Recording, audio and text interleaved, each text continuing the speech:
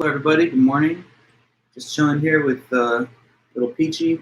Got a few minutes till class time, so just get comfortable. And hopefully you guys are all set to go, having a good week, and ready for this nice long holiday weekend with Peachy. But yeah, a few minutes till 10. Once it's 10, I'll get our lecture going.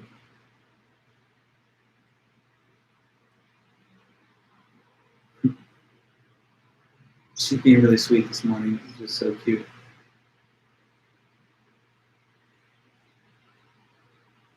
Good girl.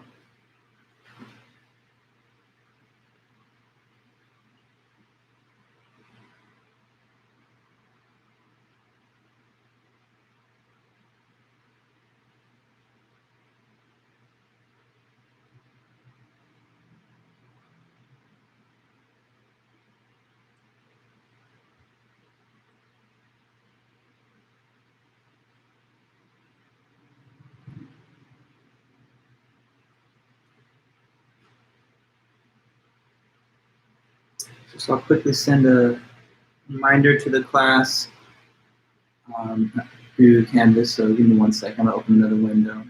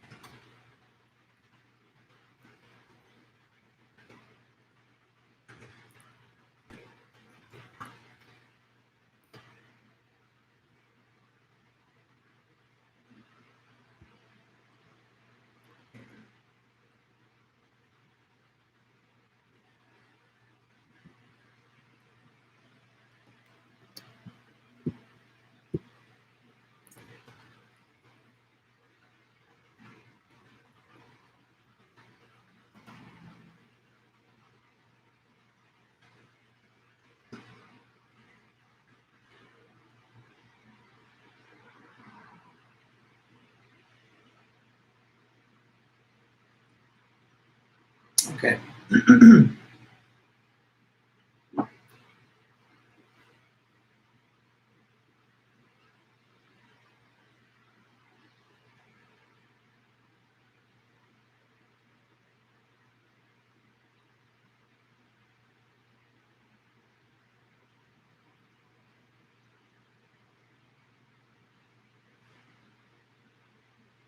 Hey everybody, welcome here.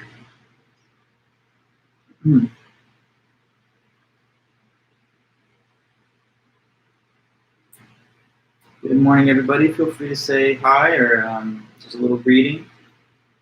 A couple more minutes and then we'll all get started.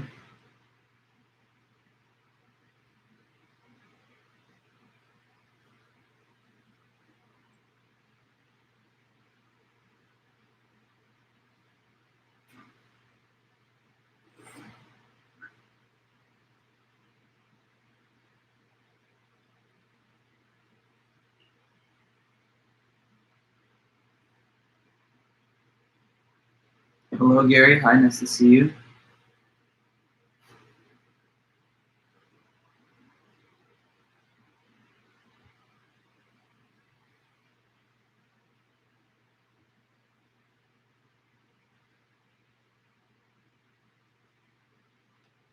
Nope, no teaching.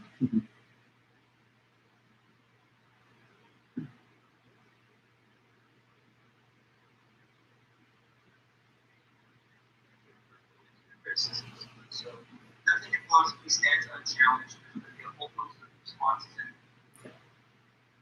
responses. Teaching. Good to see you guys. Hope you're having a good first week. Hope classes are going well and everything during our little remote instruction phase.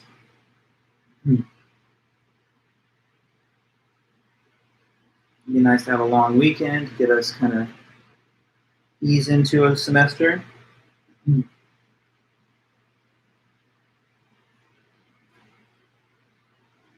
this kitty, she is just being really cute today.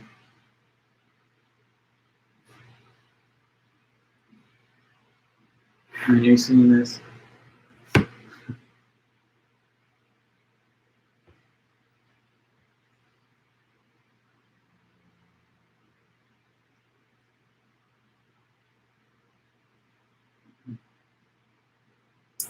Cool. Good morning, everybody. Just a few seconds left. To those arriving to the meeting, feel free to say hello. I'd like to know who's here and also just kind of get that little community going in our class chat. So, as always, feel free to chime in with questions, comments, or just anything else over here in the chat bar. Hi, Chloe, and all others attending. Appreciate you, Pono. Okay, well, Michael, Gary, and others, good morning and welcome to class. All right, so it's past 10. I'm going to get us going. Hi, Vlad. So yeah, we're now in the first week of classes, and we're talking about our first major subject in this philosophy course. Hi, Martina. The first big topic for our class is philosophy of religion. So I'm going to just begin our meeting today by going over some of the review of the last lecture, and then we'll press forward from there. So in the philosophy of religion, we consider, arguments concerning the existence of God and whatever objections there are to those, questions about the nature of God and religious practice and faith. There are many classical arguments for God's existence. The first big one that we've been examining from the Western tradition is the ontological argument.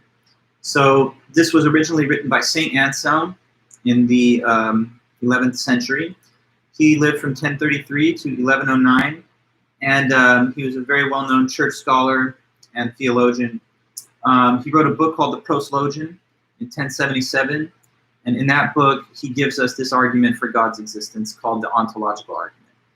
Okay, so you guys, when I ask a couple of small questions, maybe you'll be able to just sort of chime in so we make sure that we're all tracking this and all on the same page. But as he begins his discussion, he says, well, okay, let's figure out, what does God believe to be?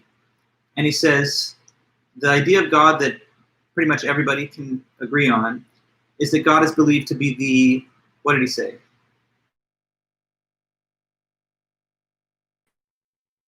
All kind of sum up all the big qualities that people think of God as having. It all adds up to God being defined as the what kind of being? Who can tell me in the chat? God is thought of as the some type of being. Which kind? The greatest, well, conceivable being, Michael, would be the way to put it, because being to exist, existence is the conclusion of the argument. We don't just say it at the beginning, but it's the greatest conceivable being. So the greatest being that you could imagine or think of in the mind, right? Good morning to everybody. Hi, Parker, and everybody else, Davey. So God's definition is greatest conceivable being. And who does he think has this idea of God in the mind? Everybody. He says, no worries, Michael. He says, you don't have to be like a theist in order to understand that the definition of God refers to the greatest conceivable being. Atheists and theists disagree on whether that being is real in reality, but they can understand that the definition of God is the greatest conceivable being.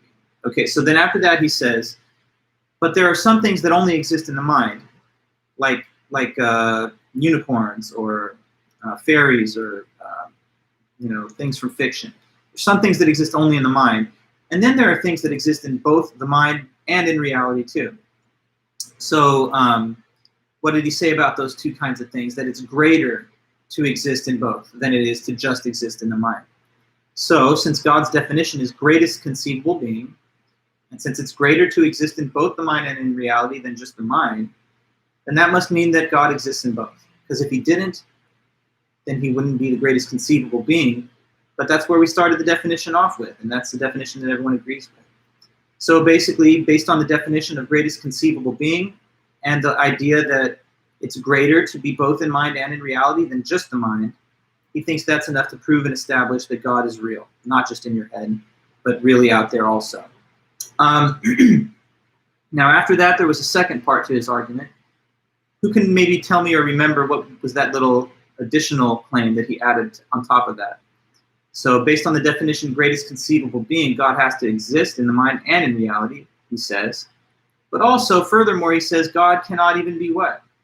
What was that second claim? Just want to see if that's something that we can remember from the previous lecture.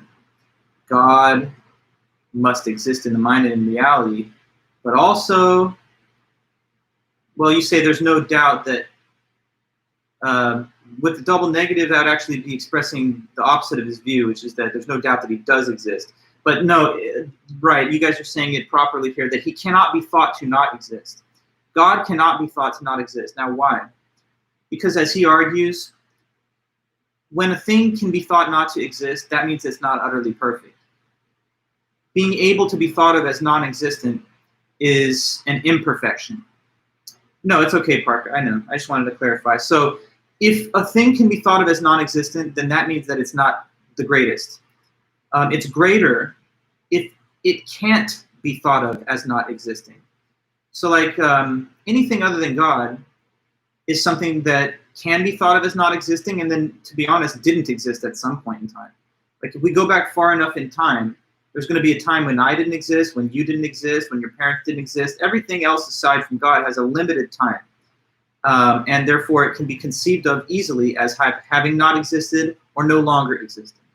But God is too great to be thought of as non-existent. So the greatest conceivable being would not be the greatest conceivable being if it could be thought of as not existing. So he can't be. He can't be thought of as non-existent. Now, after that, there's one more thing I wanted to finalize from his paper that I don't think we got to cover. After he says that God cannot be thought to not exist, he has to grapple with one more issue, because atheists, right, as we've learned, are people who say they don't believe in God, that think God does not exist. But according to Anselm, it's not even possible to think that God doesn't exist. So if it's impossible to have that thought, then how does an atheist exist? Okay, well, here's how he tries to reconcile those two things. According to him, when an atheist says or thinks the thought, God does not exist, that person is not actually really thinking about God. They're just thinking about some other being inferior to God and using the word God as though it was a real reference to the actual thing. Okay? Because as he's saying, God can't be thought not to exist. So whenever the thought is framed in the mind or spoken, it can't really be a thought about God, but it has to be about something else. Like here you see my cat, right? Who's sleeping literally like in my lap as I'm teaching the lecture.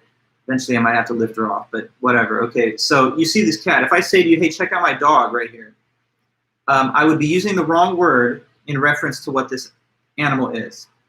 Even if I think of cats when I use the word dog, I'm not using the word to refer to the actual thing. Yeah, exactly, Parker. So what he says is that if a person comes forward and says, I don't believe in God, I don't think God exists, they're just using the word that sounds like the right word, but they're thinking of something other than God. And so as he's argued, that does not count as a thought that God does not exist. That's a thought that God, like in quotes, does not exist, where that word doesn't carry the actual meaning that it ordinarily does carry. Okay, so exactly, Parker. He says that when people say God doesn't exist, they can't be talking about the real thing because God is too great to be ever thought of as non-existent. So atheists, according to him, just have a different idea in mind, even if they're not quite aware of that. So let me read here what he says about that, and you can see how he puts that point. On page 16, he says here, this is after he made that point that God cannot be thought to not exist. So he's saying now, how indeed has he said in his heart what he could not think? Or how could he not think what he said in his heart, since to say in one's heart and to think are the same? But if he really both thought because he said in his heart, and did not say in his heart because he could not think, then there is not only one sense in which something is said in one's heart or thought. And here's the key passage. For in one sense, a thing is thought when the word signifying it is thought. In another sense, when the very object which the thing is understood. In the first sense, then, when we're just talking about the word itself, in that sense, God can be thought not to exist, but not in the second sense, in the sense of thinking of the real thing.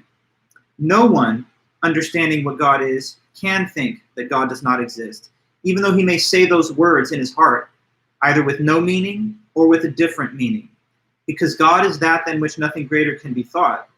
And whoever really understands this understands clearly that this same being so exists that not even in thought can it not exist. Thus, whoever understands that God exists in this way cannot think of him as not existing. So he then closes by saying, I give thanks, Lord, I give thanks to you, since what I believed before through your free gift, I now understand through your light, that if I did not want to believe that you existed, I should nevertheless be unable to not understand it. Okay, so that's how he closes out his discussion. And let me just summarize the 3 parts of his discussion one more time, and then we're going to move on to the objections to Anselm right now. Okay, so here's what Anselm has said. Anselm begins by saying, I'm setting out to argue in favor of the existence of God. And the main initial step is to establish that the definition of God is the greatest conceivable being, and that that definition is held in the mind of all people who discuss the concept or the term God, including atheists. Okay, from there he says, it's greater to exist in both the mind and in reality than just the mind.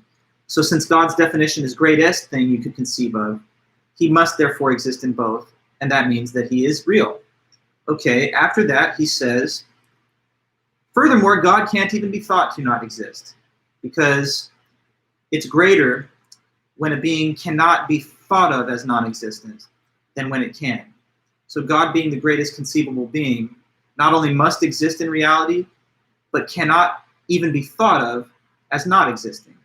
And then the final point made after that is that since he's now argued that God cannot be thought to not exist, he has to make some clarity now about what do we say of the atheist, because the atheist appears to say they don't believe in God, but Anselm has just argued that, sorry, that's not even possible.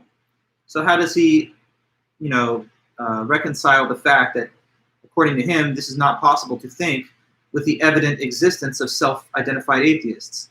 And what he says then is, as I've just mentioned, that although the atheist may seem to express the belief that there is no God, that's not really the content of their belief. It's simply using the word God, but in some unusual and different meaning. Because the real idea of God is not capable of being thought non-existent. So whatever it is that atheist is thinking of, whether they use the word God or not, it just can't really be about the actual being. Okay? So have I said that to your satisfaction in terms of it being clear? I'm always happy to go over something, clarify, or repeat, or just expand on anything. So just know that I'm always looking at the chat. And if you want any further clarification from Anselm's essay, then just let me know at any time. But I guess for now then, we can go on. So next up, we're going to talk about these objections and these criticisms, okay? Rachel, I see here, you write, but doesn't the idea that atheists and theists have the same definition of God sort of discredit this new idea they're not believing in it? Very sharp point, okay?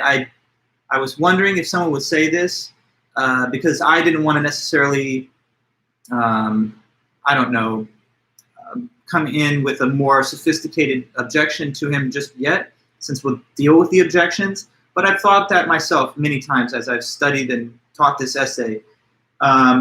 He begins the paper by saying the idea of God is universal to the mind of all human beings, whether you're an atheist or not. It's the idea of the greatest conceivable being. So how then is he going to allow himself just a few pages later to say, but they don't even have the idea of God in their mind, the atheists, because their thought purporting to be about God not existing can't really be about actual God. So which one is it then, I would ask Anselm? Does everyone have a common conception of God? Or are the atheists lost, thinking of an idea of God that's not the real thing? It seems that when it suits the purpose of his argument, he wants to say both things. Originally, he will say everyone has the same idea of God. But then later, when he has to deny that atheists can think God doesn't exist, he has to deny that atheists actually have the idea of God when they think those things. So where does that leave him? You could argue that there's an inconsistency there. Of course, we don't have Anselm around to ask, but if it was him speaking, I'm sure he would have a clever response, something along the lines of, well, maybe the atheist has a false conception of God in their mind when they utter those words, but there's a deeper understanding that they really have if they just ponder the concept for a moment and reflect on it. So he would probably have to kind of finesse the apparent inconsistency in that way, I would imagine. Yeah, I don't know if it counters any argument. We're going to learn the criticisms. So if you've been finding fault with this argument or thinking, is there something weird about it or something that's problematic, then you probably enjoy what's following now, because we're going to go over the objections. Now, that is a constant and universal feature of all philosophy, to study both arguments and counter-arguments. And we will do that every time we learn anything in this class. So we're learning arguments for God's existence, but they're paired up with criticisms that have also been put forward. So we're going to learn of 3 objections to the ontological argument. And we're starting with this one, which is written by a monk who lived in Anselm's time, and his name is Gaunilo.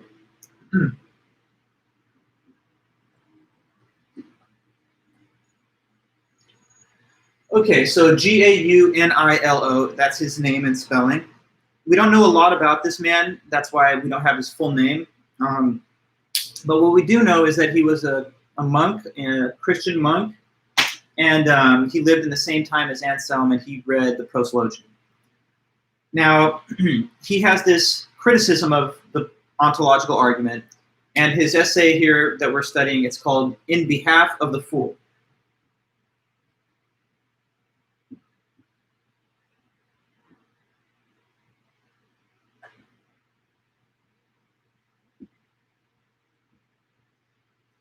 In Behalf of the Fool.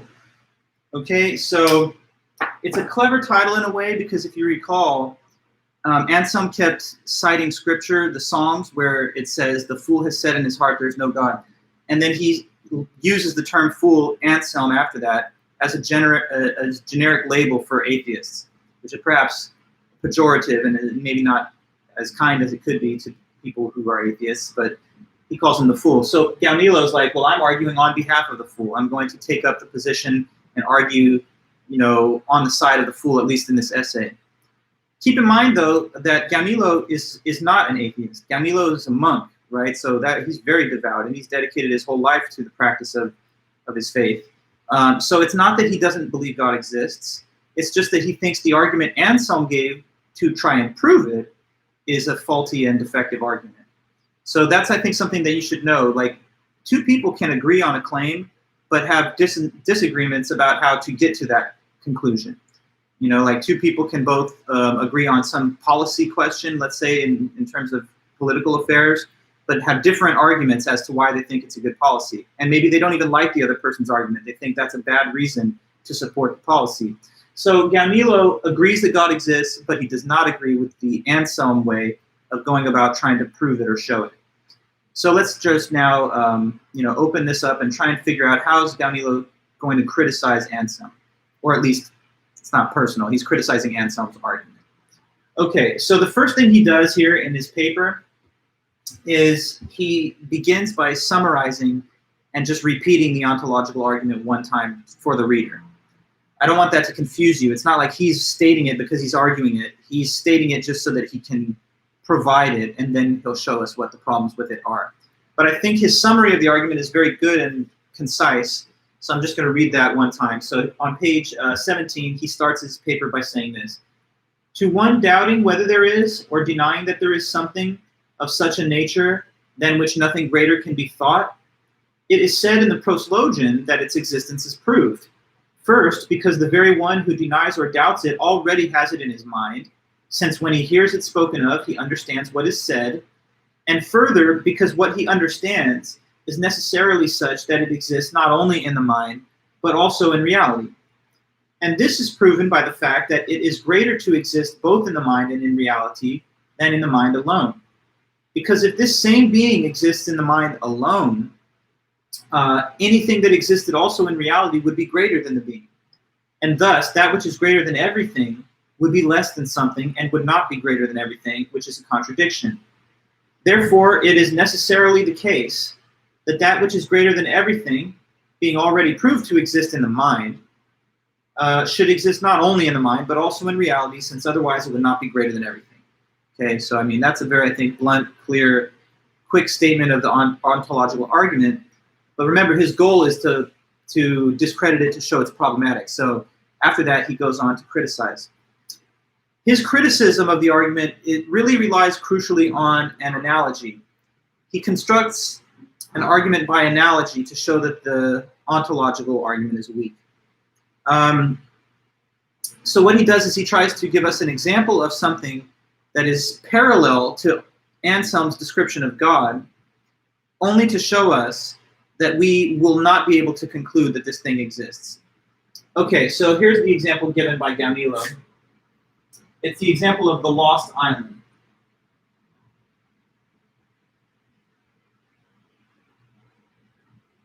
So this lost island thing is just a hypothetical example of the greatest conceivable island.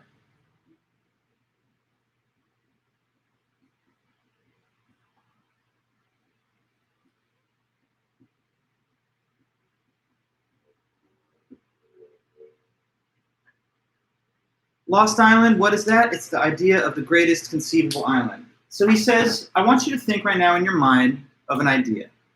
I want you to think of an idea of an island, but not just any island. I want you to imagine a great island.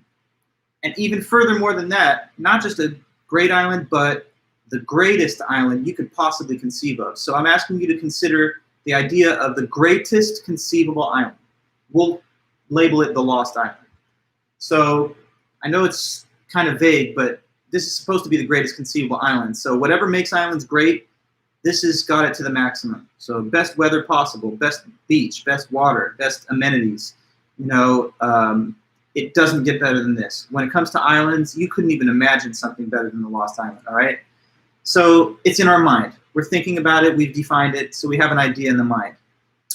But his next point is basically this. He says, now if we were to take seriously the logic of Anselm used in his argument, then we would have to conclude what about this island? The so-called lost island, according to Anselm, says Gaunilo, according to him anyway, it should be what? We should have to then say that what about this island?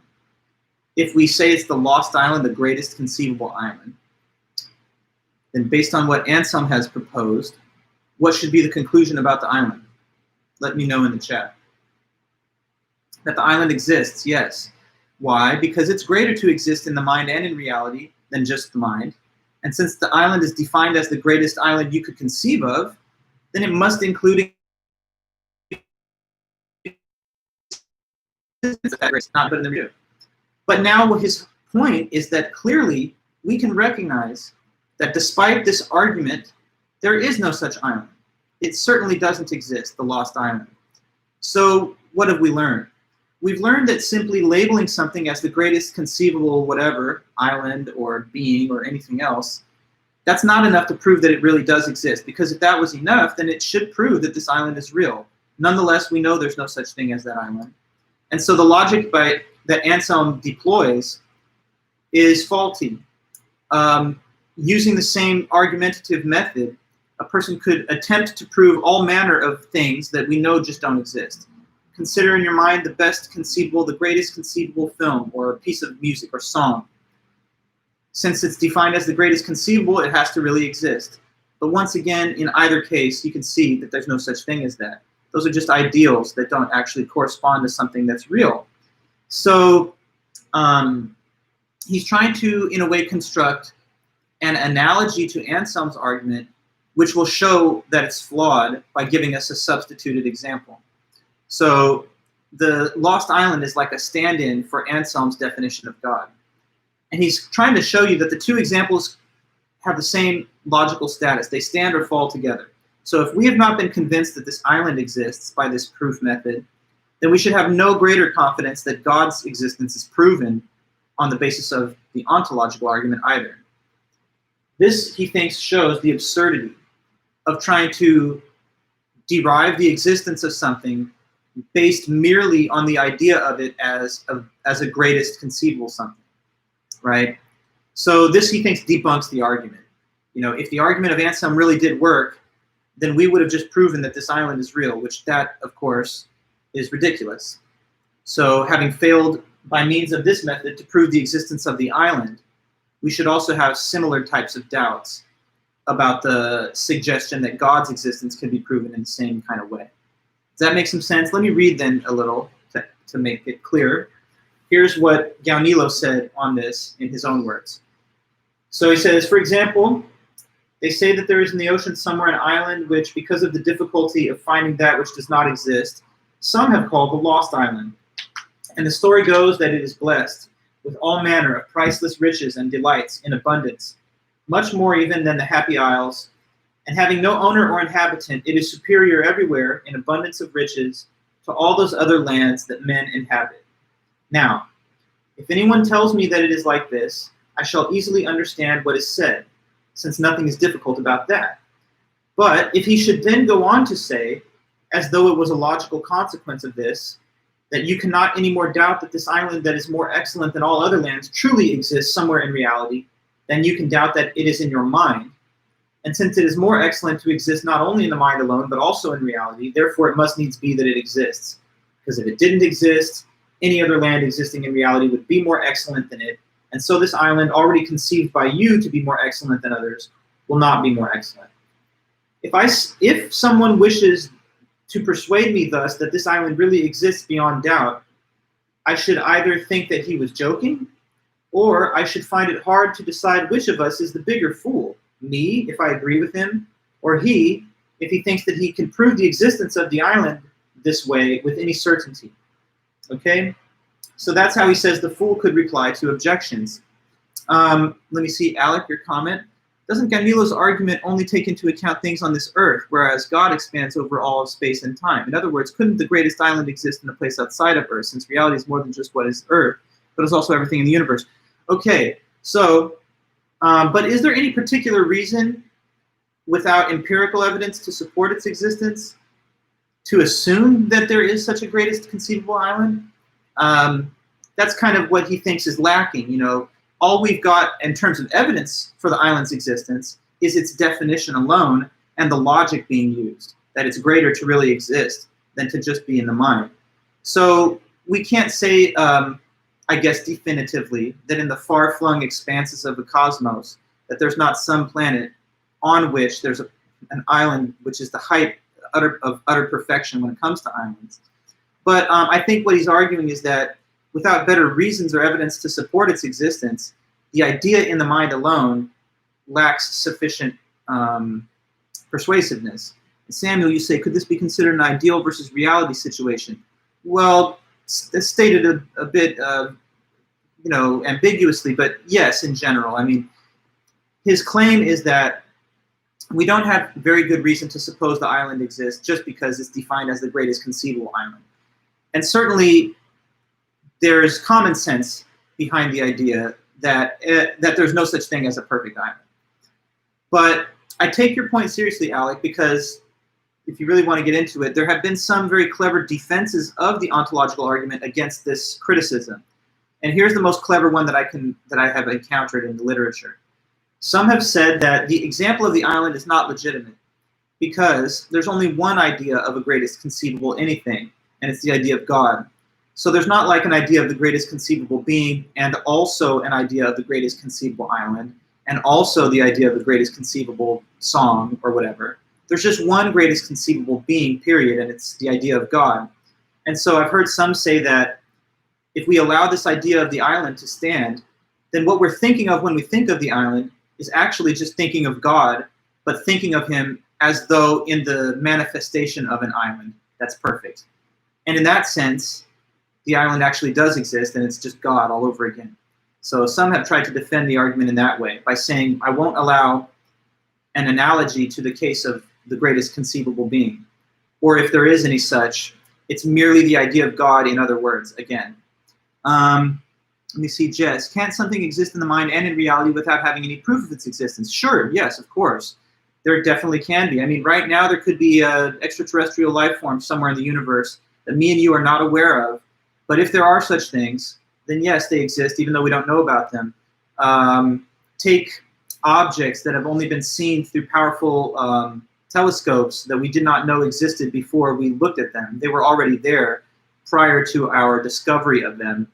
So certainly things can exist in reality without us having the definitive empirical evidence to prove it. But the question isn't just whether it's possible that it exists, but whether it necessarily has to, just because of the idea. And that's where I think Gaunilo is finding fault, that this isn't exactly proving the case. It merely suggests that we have an idea which may or may not correspond to something in reality. What makes the island so inconceivably great? Well, yeah, that's the problem, Davey. I mean, it's just defined as such, as the greatest conceivable island. It's not something that, I mean, obviously, we would say it's not a real thing, so we're not burdened with an account of what makes it great. It's merely an idea. Yeah, Stephen, I don't know. If it is making you lose your mind, good, you'll probably find it someday. But if you don't, you know, maybe it's better off not having all that extra baggage. Okay, so yeah, last word about Gaunilo. He's trying to show that in order for the argument of Anselm to work, there has to be this clear link between having an idea of something that's the greatest conceivable whatever, and then the conclusion that it exists. But this is trying to show that there's problems with making that leap from the idea of such a thing to its actual existence. And if we cannot conclude that the island exists based on this logic, then the same logic can't be used to establish the existence of God either. And you're saying there's nothing measurable about greatness. Perhaps so. I mean, but nonetheless, they do say God's great. So if that's ambiguous, then it's a problem for the theist to account for as well, not merely the critic. Davey, if you could transcend reality, then I would immediately consider you great. Yeah, I know the word great in and of itself is a label that begs questions about exactly what is being meant. But perhaps we can concur with Anselm that there's something about the idea of God that is thought of as a great being, in some sense to be defined. Sorry, my the strap on my watch is kind of like come loose, so don't be distracted by that. But anyway, yeah. So there we have one objection. Gaunilo says the argument fails because I can construct this analogy to it, which exposes its weakness. But that's not the only objection. Okay, so I'm going to talk to you guys about the next one in our lecture series. There's two more to try and go over. So another objection to Anselm's ontological argument, and this one comes to us from a more modern philosopher of the 20th century. This is G.E. Moore.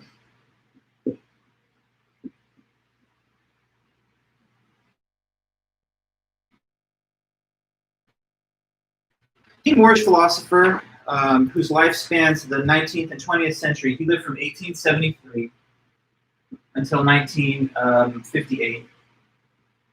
And in 1935, he presented this paper, which is called, Is Existence a Predicate?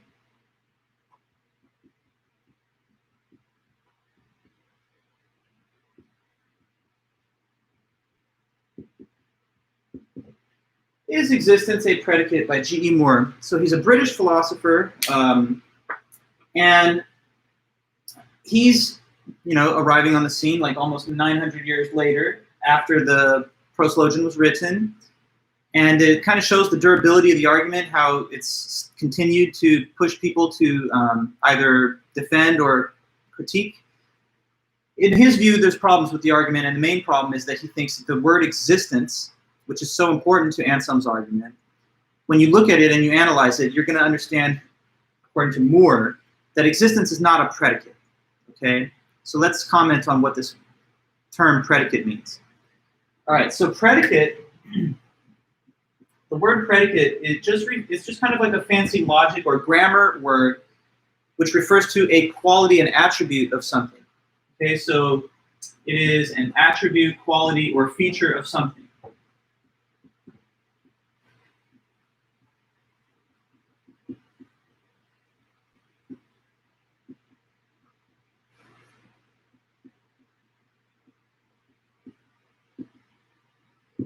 Okay, so that's what a predicate is. It's a quality of something. It's an attribute of something.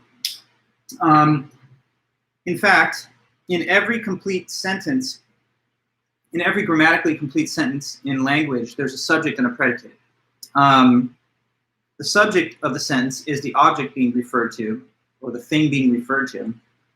And then the predicate of a statement or sentence is whatever is attributed to that subject. So like, for example, if I have a sentence that says, the dog is brown, what do you think would be the subject of that sentence? Just to sort of see if you can follow this little discussion. Dog is brown, that's a sentence. It's got a subject and a predicate. What would be the subject, perhaps, of the example? Not too bad, not too hard. Let me see in the chat. The dog, correct, yeah. So in the statement sentence, the dog is brown, the dog's the subject. Now what's the predicate, perhaps? That one we can probably say now. If the dog is the subject of the sentence, what's the predicate of the sentence that the dog is brown? It's brown, it's being brown. It's the quality, the attribute that the dog has, the feature that that dog has of being brown. So predicates are just features that we predicate of subjects in a sentence, okay? Now, his question of the title here is the question, well, is existence itself a quality or an attribute of something? Is it? And G.E. Moore's answer, when he gets to the end here, is going to be actually that no, it's not. It's not a predicate. Existence isn't a predicate. But if it's not a predicate, he thinks that that is going to cause Anselm's argument to fall apart. Because, as Moore would argue, Anselm's argument is crucially based on the assumption that it is a predicate. And here's why. Because Anselm argued that God's definition is greatest conceivable being, right? And in order to be to match that definition, a being has to be great in every conceivable way. So the being has to have all the best attributes. Has to be perfectly powerful, intelligent, kind, present. And in addition to those, the being has to have the attribute, the quality of existing. So existence is treated as another greatness-enhancing attribute, an attribute that when one has it, they are greater than in case they don't have it, right? But now Moore is here to tell you, not so fast. That's where the argument went, left. That's where there was a problem with the argument, because existence is not actually, when you analyze it, an attribute of anything. And since it's not an attribute, it is logically confused and incorrect to say that a perfect being cannot lack this attribute. Because it's not an attribute. It's not really proper to even think of existence as a quality of anything. So we're going to now try and expand on that. Why is it that Moore says existence is not a predicate? Which again is his way of undermining Anselm's argument. I want to first tell you about like common sense way of understanding that existence is not an attribute, it's not a predicate. After that, I'll go into his own examples, which are a little more perhaps complex. But I think from an everyday level of common sense, the point can be pretty well understood, okay?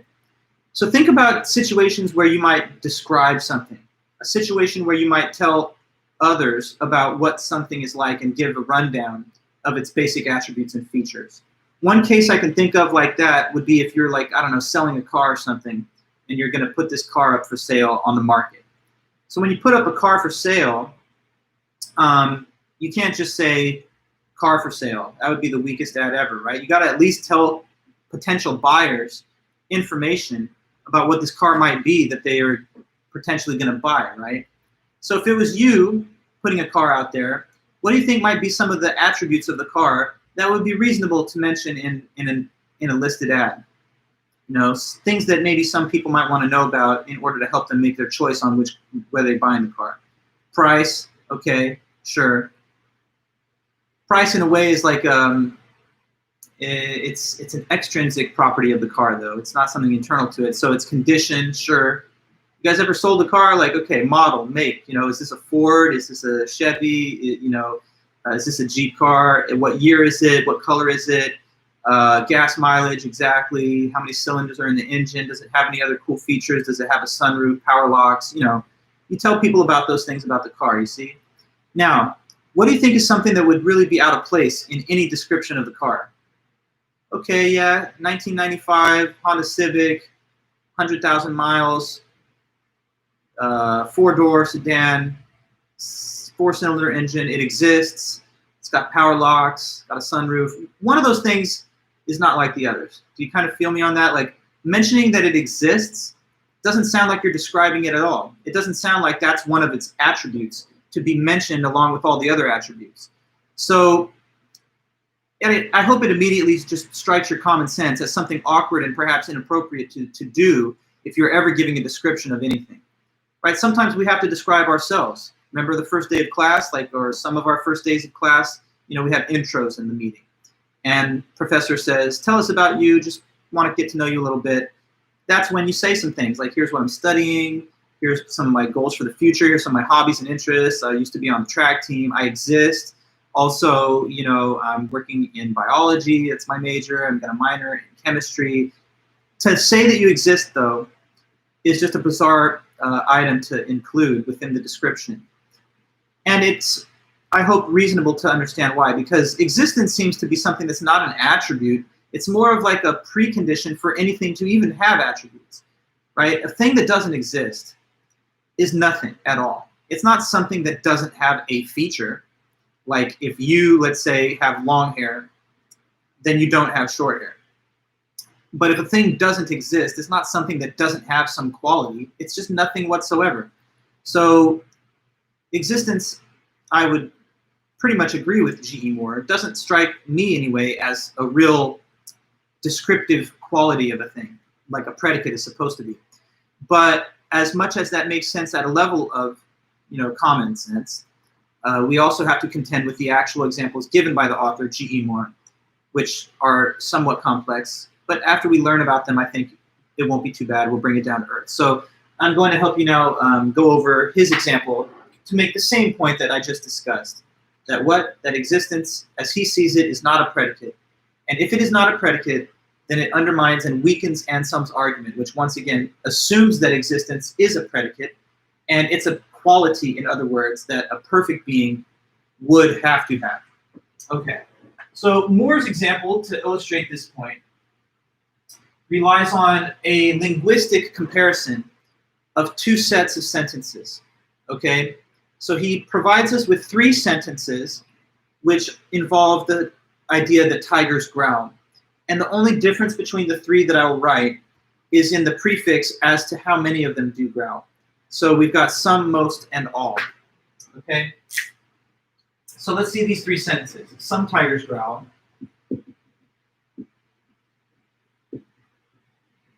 Most tigers growl.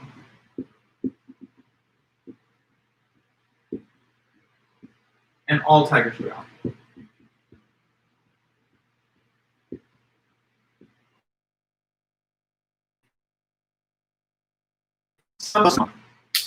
Never mind the odd example of tigers and all that. The point is just this. Each of these three sentences here is something that is easily comprehensible. It's something that makes sense and it's not meaningless or impossible to interpret. They all say slightly different things about the quantity or whatever of tigers that growl, but it's easy to understand what the required conditions would have to be for any of those things to be true. Okay, so let's just briefly try and go over that. Talking about the first one, some tigers growl. For that to be true, it just has to be the case that at least how many tigers growl. For some tigers growl to be a true statement, it doesn't have to be all of them. It just has to be at least what? At a minimum, it has to at least be one, correct. If even one tiger growls, then this is a true statement because that means that some tiger growls, okay? Now let's go over the next case, most. Most tigers growl. What would that require? If that's true, then it means that out of all the tigers that there are, how many at least have to growl for this statement to be a true one? If most tigers growl, it means that it's more than half, right? A majority. If it was half and half do and half don't, then it wouldn't be most. And of course, if it was a minority of them that did, then that would be, of course, clearly contradictory to this. So most tigers growl implies at least one more than half. If there were, for the sake of discussion, 100 tigers, then if this is true, at least 51 of them are growling. Okay, and then finally, all tigers growl. That's easy enough. That just means 100%, all of them in the whole set growl, and there's not one that doesn't. Okay, now, looking at these three, as we've just now examined, they make reasonable, decent sense. I mean, there's nothing about them that causes you to scratch your head and be like, what? I don't quite get it. Like, I don't know what that's saying. But that does happen, though, when we replace the predicate growl with the verb exists, okay? So now we have these three sentences once we swap out growl for exists.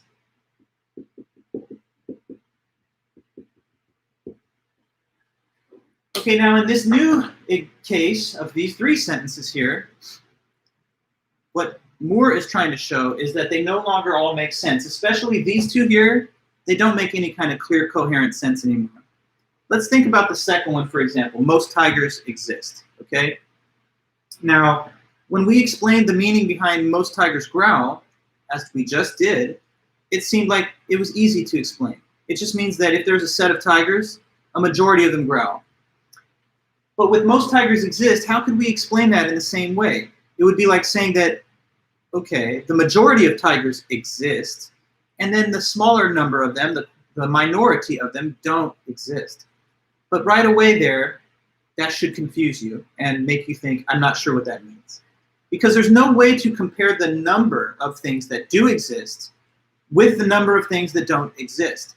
Because non-existent things can't be numbered, right? Only things that do exist have quantities. Like, look around the room that you're in right now while you're watching this lecture. Question, how many non-existent tigers are there in your room? It's a meaningless question, isn't it? Is it one? Is it two? Is it a million? It makes no sense to ask the question because you can't give a number of things that don't exist. Okay, so with a real ordinary predicate like growls, the set of things that either have it or don't have it are all things that exist. So, like for example, us watching this meeting. I'm wearing glasses, but I bet you that most of us that are watching this are not wearing glasses. So there's 22 people I see that are in the live stream. That would mean that at least 12 of us are not wearing glasses, and the smaller number, the minority, are. I think it's probably true just because glasses are less common than having none. But if I say that most of us are not wearing glasses, that can be interpreted reasonably because there's a set of us, 22 of us, and we can divide that set up between the beings that have this quality and the beings that don't. Given a set of existing things and an actual predicate, we can distinguish between the case of those that have this feature and those that don't have the feature. But when existence is being used as the so-called predicate, there's no similar way to individuate the case of those that have the property and those that don't. Because things that don't exist are nothing at all. They're not just things that don't have some feature. They're just nothing at all. So we can't make coherent sense out of most tigers exist in the same way that we could with most tigers growl. And that, he believes, exposes the logical misbehavior of existence when it's used in the position of a predicate. We can see this also if we add one more to our list. What about some tigers don't growl?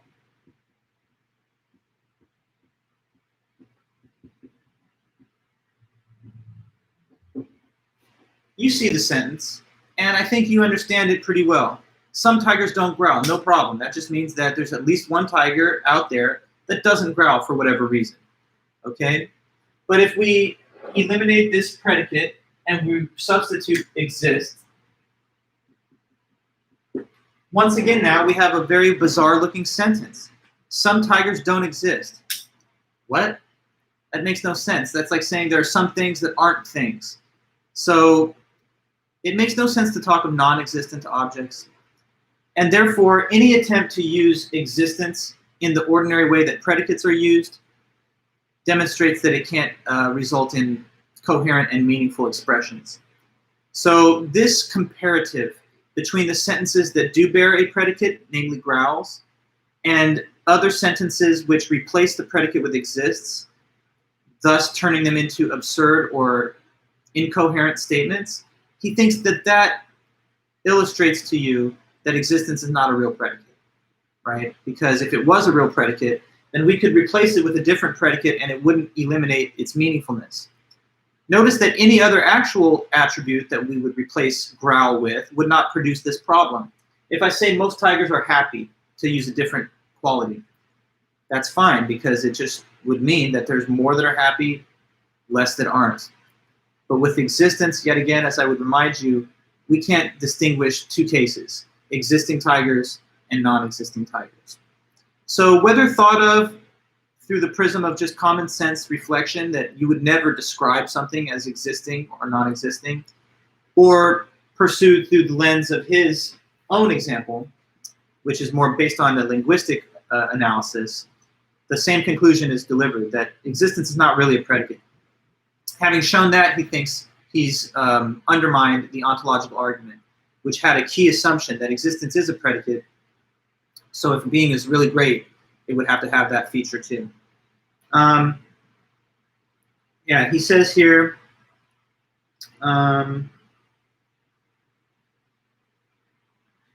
I think this could be made clear by comparing the expression "some tigers don't growl" and "some tigers don't exist."